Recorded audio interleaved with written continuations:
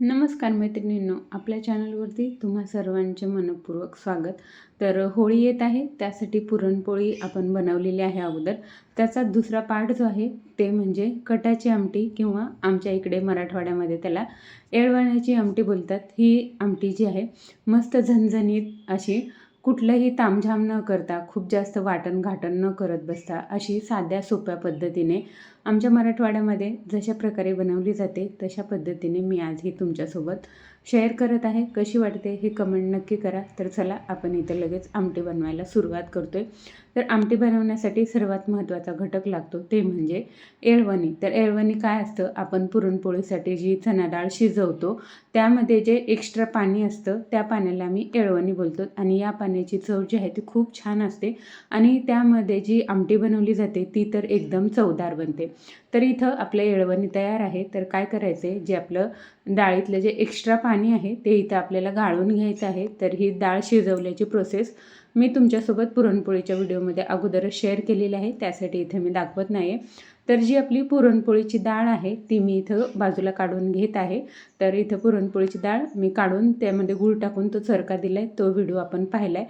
तर आता इथं जे आमटीचं पाणी आहे ते इथं मी बाजूला गाळून काढलेलं आहे आणि त्यामध्ये आपल्याला डाळही घालायची असते, म्हणजे आपल्या आमटीला छान चव येते आणि दाटसरपणाही मस्त असा येतो. त्यासाठी इथं न गूळ घातलेली फक्त शिजवलेली जी डाळ असते ती डाळ इथं मी वाटून घेत आहे. तर पुरणाच्या चाळणीने जशा प्रकारे आपण पुरण वाटून घेतो तशा प्रकारेच ही जी डाळ असते तीही वाटून घ्यायची आणि त्या पाण्यामध्येच ती टाकायची आहे वाटलेली डाळ, म्हणजे आपलं जे येळवणी आहे ते छान दाटसर असं तयार होतं.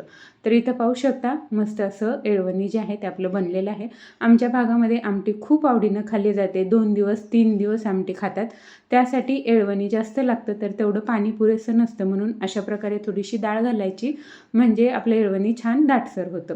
येळवणी इथे तयार आहे. आता आपण मसाला बनवून घेतोय. खूप जास्त भाजत बसायची, खूप मसाले जमा करायची याला गरज लागत नाही. एकदम सोपी पद्धत आहे ही. तर इथं काय केलं मी, सुकं खोबरं घेतलेलं आहे, किसून घेतलेलं. ते आपल्याला मिक्सरमधून असंच वाटून घ्यायचं आहे सुरुवातीला. आणि हे वाटून झाल्याच्या नंतर यामध्ये थोडासा लसूण घालायचा आहे. एक 10-12 पाकळ्या लसूण सोलून घेतलेला आहे, तो मी इथं घातला आहे. आणि असेल तर कोथिंबीर घालायची आहे. कोथिंबीर असेल तर जरूर घालायचे, छान चव लागते. कधी कधी कोथिंबीर मिळतही नाही. नसेल तर फक्त लसूण आणि खोबरं वाटून घ्यायचे, तशी ही आमटी खूप छान होते. आता आमटी बनवायला सुरुवात करतोय. तुम्हाला तरी किती पाहिजे आमटीवर किंवा कट किती पाहिजे यानुसार इथं तुम्ही तेलाचा वापर करायचा आहे. तर इथं मी 2 जे तेलाच्या पळ्या असतात त्या 2 पळ्या इथं तेल घातलेलं आहे. खूप जास्त तेलही वापरण्याची गरज पडत नाही. यामध्ये मोहरी घातली. मोहरी चांगली तडतडू द्यायची आहे सुरुवातीला, म्हणजे आपलं तेल जे आहे ते चांगलं गरम होतं. आणि यामध्ये नंतर थोडंसं जिरं घालायचं आहे आणि जे मिक्सरमध्ये वाटलेलं आपण वाटण आहे ते इथं घालून घ्यायचं आहे. वाटण घातल्याच्या नंतर लगेच हे परतवायचं नाही. तर काय करायचं आहे, यामध्ये किंचितशी हळद घालायची. हळद घातल्यामुळे काय होतं, हळद तेलामध्ये छान तळली जाते आणि या हळदीची मस्त अशी चमक जी आहे ती आपल्या आमटीवरती येते नंतर. त्यासाठी इथं सुरुवातीला थोडीशी हळद जरूर घालायची. आणि 2 काड्या कढीपत्ता घातलेला आहे मी. कढीपत्त्याने आमटीला खूप सुंदर असा सुगंध येतो.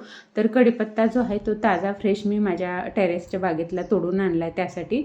आणि भरपूर घालायचा आहे, म्हणजे छान सुगंध आपल्या आमटीमध्ये येतो. तर इथं हे हलकंसं 1 मिनिटभर परतून घ्यायचं आहे. वाटणामध्ये आपण पाणी घातलेलं नसतं, त्यामुळे खूप जास्त वेळ लागत नाही आपलं खोबरं भाजण्यासाठी. फक्त लसणाचा कच्चेपणा गेला आणि खोबरं आपलं हलकंसं लालसर झालं की आपलं वाटण परतलं असं समजायचं.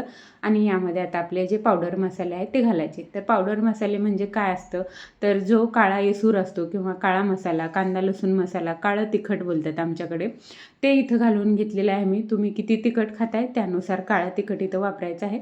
आणि थोडंसं यामध्ये लाल तिखटही घालायचं आहे, लाल मिरची पावडर, म्हणजे दोन्हीचं मिळून रंग आणि चव छान येते आपल्या आमटीला. तर तिखट घातल्याच्या नंतरही हलकंसं हे परतून घ्यायचं आहे, या मसाल्यामध्येच मिक्स करायचं आहे. पाहू शकता तुम्ही तेल अगदी कमी आहे आपल्या मसाल्यामध्ये, खूप जास्त तेलही नाही. त्यामुळे या मसाल्यामध्ये व्यवस्थित असं हे जे तिखट आहे ते भाजून घ्यायचं आहे फक्त. खूप जास्त परतवत बसायचीही गरज पडत नाही यामध्ये आपल्याला. इथं हळद घातल्याच्या नंतर हळद कच्ची राहते, त्यामुळे आपल्या हळदीचा रंग जो आहे तो व्यवस्थित उतरत नाही, म्हणून हळद जी आहे ती सुरुवातीलाच घालायची आहे. तर मसाला हलकासा परतून घेतल्याच्या नंतर जे आपलं येळवणी बनवून आपण ठेवलेलं होतं ते येळवणी एक वेळेला हलवून घ्यायचं आहे आणि नंतर हे आपल्या मसाल्याच्या तडक्यामध्ये घालून घ्यायचं आहे. पाहू शकता तुम्ही आपला मस्त असा तडका इथे बसलेला आहे. छान झणझणीत अशी आपली आमटी जी आहे ती तयार होते. तर एक वेळेला चांगला हा मसाला आणि जे येळवणी आहे ते मिक्स करून घ्यायचे. सध्या आपली आमटी जी आहे ती खूप घट्ट आहे. आता यामध्ये आपल्याला पाणी घालायचं आहे, पण तत्पूर्वी चवीनुसार यामध्ये मीठ घालून घ्यायचं आहे. मीठ कधीही शांतपणे घालायचं, म्हणजे किती घालायचं ते आपलं लक्ष राहतं. मीठ जास्त झालं तर ते पदार्थातून काढता येत नाही, म्हणून कधीही आपली फोडणी झाल्याच्या नंतर त्यामध्ये मीठ घालायचं. मीठ घालून घेतलेलं आहे आणि जे पातेल्यामध्ये आपलं पाणी होतं त्यामध्ये 1 वाटीभर पाणी घालून मी यामध्ये ते घातलेलं आहे. तर आपल्या अंदाजेनुसार आपल्याला आमटी किती घट्ट पातळ पाहिजे यानुसार यामध्ये पाणी घालायचे. पाणी थंड घातलं किंवा गरम घातलं काही फरक पडत नाही, कारण आपलं येळवणी जे आहे ते थंड झालेलं असतं तोपर्यंत, त्यामुळे पाणी जे आहे थंड घातलं तर लगेच घालायचं आहे मग. आणि आमटी जी आहे ती जशी जशी थंड होत जाते, जशी जशी शिळी होत जाते, तशी तशी ती आणखीन घट्ट होत जाते. याचा विचार करूनही आपण आमटीमध्ये पाणी घालायचं आहे, पण सुरुवातीलाच ती खूप पातळ होऊ नये या पद्धतीनेही पाणी घालायचं आहे. पाणी घालून झाल्याच्या नंतर एक 4 ते 5 मिनिट मीडियम फ्लेमवरती ती छान अशी शिजू द्यायचे, म्हणजे त्याला अशा प्रकारे हळूहळू उकळी फुटायला लागते.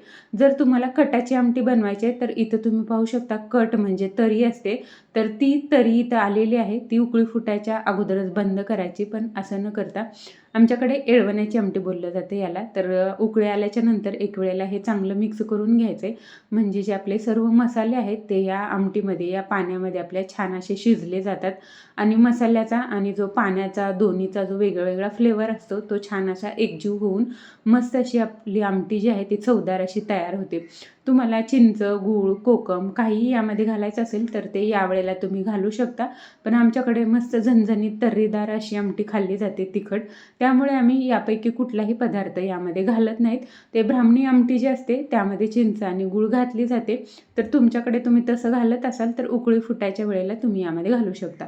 आता इथं मी उकळी फुटल्याच्या नंतर मिक्स करून घेतले आणि गॅस बंद केला आहे आणि 2-3 मिनिट याला जे आहे ते थोडं थंड होऊ द्यायचे. पाहू शकता मस्त अशी याला साय येते. मग नंतर यावरती कोथिंबीर घालायची आणि ही जी आलेली साय असते ते अशा प्रकारे मोडून घ्यायचे. तर मोडून घेतल्यामुळे काय होतं, जो आपला तेलाचा तवंग आलेला असतो तो एकसारखा झालेला असतो, तो अशा प्रकारे मोडून घेतला की सर्व संपूर्ण आमटीमध्ये आपल्या तो छान असा मिक्स होतो आणि प्रत्येक वाटीमध्ये वाढताना आपल्याला तशी तरी मिळते मग व्यवस्थित अशी.